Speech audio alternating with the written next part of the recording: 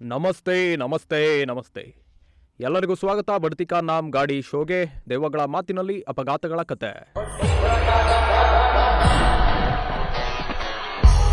ಹವಾಮಾನ ಇಲಾಖೆಯ ಮುನ್ಸೂಚನೆಗಳು ಅದ್ಭುತವಾಗಿರ್ತವೆ. ಸೂರ್ಯ ಹೊರ ಬರ್ತಾನೆ ಅಂತ ಹೇಳ್ತಾರೆ, ಮಳೆ ಬರುತ್ತೆ, ಮತ್ತು ಮಳೆ ಬೀಳುತ್ತೆ ಅಂತ ಹೇಳಿದ ದಿನ ಸೂರ್ಯ ಬೆಳಗಾಗ್ತಾನೆ. ನಾನು ಹೇಳಿದ್ದನ್ನ ನೋಡಿ, ಅದ್ಭುತ ಅಂದ್ರೆ ನೀವು ಕೂಡ. ಅರೆ, ಏನ್ ವಿಷಯ ಸಹೋದರ? ಓ ಸ್ವಾಮಿ, ನನ್ನನ್ನು ಕ್ಷಮಿಸು. ಏನಾಯ್ತು? ಮಳೆ ಯಾಕೆ ಬಂತು? ಮನಸ್ಸು ಬಂದಾಗ ಮಳೆ ಬರುತ್ತೆ. ನಮಸ್ಕಾರ. ಮೊದಲು ಹವಾಮಾನ ಇಲಾಖೆಗೆ ಕ್ಷಮೆ ಕೇಳಿ. ಓಹೋ, ಮೌಸಂಜಿ ಬಂದಂತೆ ತೋರುತ್ತೆ. ಸರ್, ತುಂಬ ಧನ್ಯವಾದ. ನಿಮಗೆ ನಮಸ್ಕಾರ. ಆಗಮನದಿಂದ ಮಳೆ ನಿಂತು. ಅಕಾಲಿಕ ಮಳೆ ನೋಡಿ ನಾನು ಸ್ವಲ್ಪ ಗೊತ್ತಲ್ಲ, I am very very sorry. ಇಲ್ಲ ಸರ್, ಧನ್ಯವಾದ. ಅಂದಹಾಗೆ ನಾನು ಎಲ್ಲಿ ಒದ್ದೆ ಆದೆ. ಹಾಗಾಗಿ ಇಂದು ನಮ್ಮ ಅತಿಥಿ ಹವಾಮಾನ ವರದಿಗಾರರಾಗಿದ್ದ ಮೌಸಮ್ ಕುಮಾರ್ ಜಿ, ವೆದರ್ ರಿಪೋರ್ಟರ್ ನೋಡಿ. ಬನ್ನಿ ನಾವು ಅವರೊಂದಿಗೆ ಕೆಲವು ಮಾಹಿತಿಯನ್ನು ತೆಗೆದುಕೊಳ್ಳೋಣ. ಹಾಗಾದರೆ ಸರ್, ಅಲ್ಲಿ ಹವಾಮಾನ ಹೇಗಿದೆ? ಕೆಳಗೆಗಿಂತ ಉತ್ತಮವಾಗಿದೆ. ಹಾಗಾಗಿ ಸರ್, ನಿಮ್ಮ ಕಥೆಯನ್ನ ಮತ್ತೆ ಹೇಳಲು ಪ್ರಾರಂಭಿಸ್ತೀರಾ? ನಮಸ್ಕಾರ. ಇದು ನಾನು ನನ್ನ ಕಾರಿನಲ್ಲಿ ಹೊರಟ ದಿನ ರಸ್ತೆಯಲ್ಲಿ ಗಾಡಿಯನ್ನ ತೆಗೆದುಕೊಂಡು ಹೊರಡ್ತಾ ಇದ್ದೆ. ಒಂದು ತಿರುವು ಅಲ್ಲ, ಧಾರಾಕಾರ ಮಳೆ ಬಂತು. ಹವಾಮಾನವು ಮಳೆಯಾಗಿತ್ತು, ಆದರೆ ನಾನು ಮೂರ್ಖತನವನ್ನ ಮಾಡಿದೆ. ಅದು ಏನು? ಮಳೆಗಾಲಕ್ಕೆ ಮುಂಚೆ ನನ್ನ ಕಾರಿನ ಟೈರ್ ಚೇಂಜ್ ಮಾಡಬೇಕಿತ್ತು ಅಂತ ಮರೆತು ಹೋಗಿತ್ತು.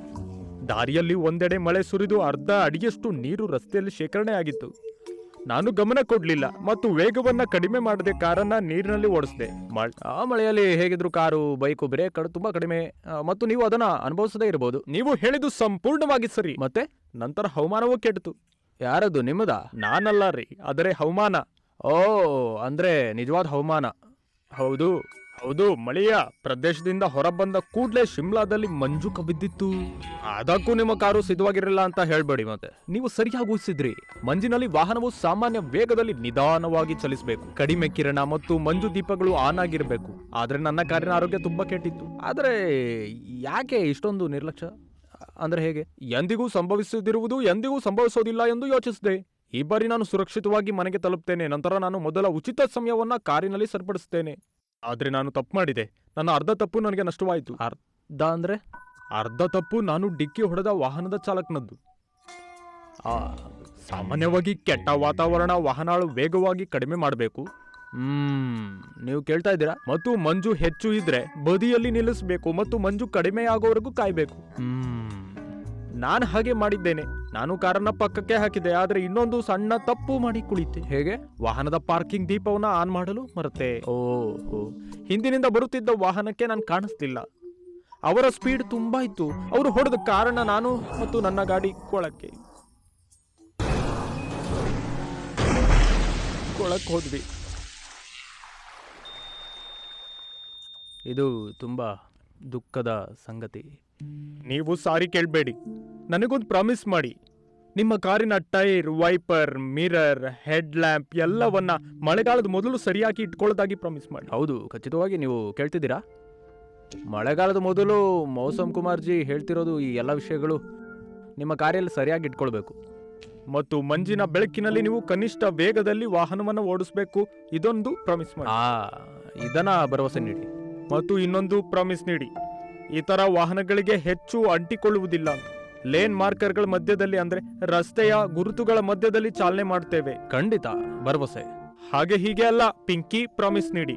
ತಗೊಳ್ಳಿ ಸರ್, ಪಿಂಕಿ ಪ್ರಾಮಿಸ್.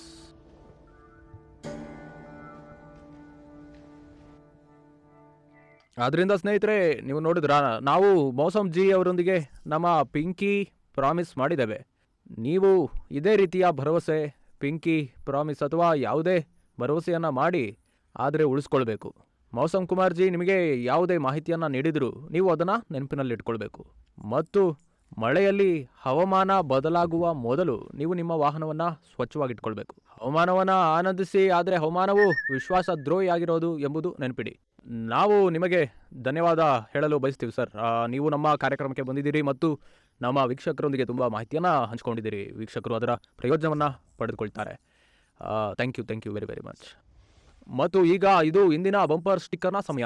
ಅದು ದಟ್ಟ ಮಂಜು ಅಥವಾ ಧಾರಾಕಾರ ಮಳೆಯಾಗಲಿ ನಿರ್ಲಕ್ಷ್ಯದಿಂದ ಪ್ರಾಣ ಕಳೆದುಕೊಳ್ಳಬಾರದು. ಕಾರನ್ನ ಸಂಪೂರ್ಣವಾಗಿ ಫಿಟ್ ಆಗಿ ಇರಿಸಬೇಕು ಮತ್ತು ಎಚ್ಚರ ವಹಿಸಬೇಕು. ಆದ್ದರಿಂದ ನೀವು ಯಾವುದೇ ತೊಂದರೆ ಇಲ್ಲದೆ ಪ್ರತಿ ಋತುವಿನಲ್ಲೂ ಆನಂದಿಸುವಿರಿ. ಸ್ನೇಹಿತರೆ, ಹವಾಮಾನವು ಯಾವುದೇ ಸಮಯದಲ್ಲಿ ವಿಶ್ವಾಸ ದ್ರೋಹಿಯಾಗಬಹುದು ಎಂದು ನಾವಿಂದು ಕಲಿತಿದ್ದೇವೆ. ಆದ್ದರಿಂದ ನಿಮ್ಮ ಮತ್ತು ನಿಮ್ಮ ಸುತ್ತಲಿನವರ ಬಗ್ಗೆ ಕಾಳಜಿ ವಹಿಸಿ. ಹಾಗಾಗಿ ಮುಂದಿನ ಸಂಚಿಕೆಯಲ್ಲಿ ನಾವು ಹೊಸ ಕಥೆಯೊಂದಿಗೆ ಹೊಸ ಭೂತವನ್ನ ಭೇಟಿ ಮಾಡ್ತೇವೆ. ಬಾಯ್ ಬಾಯ್.